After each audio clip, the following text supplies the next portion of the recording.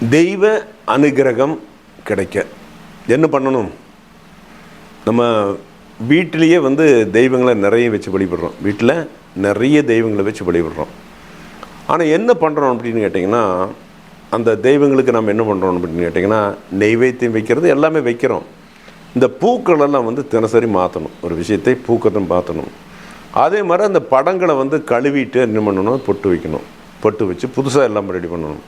அதே போல் விளக்கு என்னென்னா, விளக்கு வச்சு அகல் விளக்கு எந்த வெள்ளி விளக்கு எது வச்சுருந்தாலும் கூட அது சுத்தமாக நல்லா கழுவி, அந்த கழுவித்தான் பளிச்சுன்னு ஈரமில்லாதவாறு தொடச்சி எடுத்து அதை பயன்படுத்தணும். ஸோ அது பூஜை அறை அப்படிங்கிறது தெய்வம் இருக்கிற இடத்துல அவ்வளவு எங்கே சுத்தமாக நீட்னஸாக இருக்குதோ அங்கே தான் தெய்வம் இருக்கும். அதே போல் அங்கே பூஜைக்கு வச்ச பூக்கள், வாடிய வெத்தலை, மற்ற சமாச்சாரத்தில் என்ன பண்ணுவாங்க, அவர் சொல்ல அங்கே சாமி பக்கத்துலேயே வச்சுருவாங்க. அதாவது அந்த பூஜை ரூமுக்குள்ளே எந்த பொருளும் வைக்கக்கூடாது.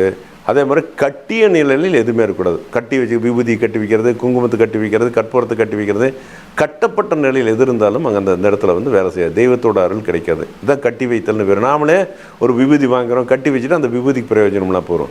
அது என்னமோ டப்பாவில் போட்டு வைக்கலாம், அவ்வளோதான் மொழியை கட்டி வைக்கக்கூடாது அப்படிங்கிற விஷயம் இருக்குது. ஸோ நம்ம வீட்லேயே நல்லா இருக்கணும்னா பூக்கள், காய்ந்த பூக்களாகட்டும், மற்றபடி பூஜை அறை பொறுத்தளவு அழகாக லட்சணமாக பார்த்தோன்னா அது நம்மளுக்கு ஒரு கோயில் இங்கே சாமி இருக்குதுங்கிற ஒரு சந்தோஷத்துக்கு கொடுக்குற மாதிரி இருக்கிற கோயிலில் வழிபட்டால் தான் அவங்க அந்த வீட்டில் வச்சு வழிபட்டால் தான் அவங்களுக்கு வெற்றி கிடைக்கும். கண்டிப்பாக ஒவ்வொன்றுமே ஒரு பொருள் வாங்குகிறோம், நம்முடைய எண்ணெய் தண்ணி முதல் கொண்டு நம்ம சொந்த காசில் தான் வாங்கணும். இந்தாங்க பூஜைக்கு வச்சுன்னு யாராவது எண்ணெய் கொடுப்பாங்க, எண்ணெய் கொண்டு போய் வச்சு நம்ம வீட்டில் பூஜை பண்ணுறதெல்லாம் இருக்கக்கூடாது. அதனால் முழுசாக நமக்கு சொந்த காசில் தான் பூஜை நாள் எல்லாமே பூ வாங்கிட்டு வரணும், மற்ற பொருள்கள்லாம் வாங்கிட்டு வரணும். அப்போ தான் நம்ம வீட்டில் இருக்கிற தெய்வத்துடைய பரிபூர்ண கடாட்சம் நம்மளுக்கு கிடைக்கும்.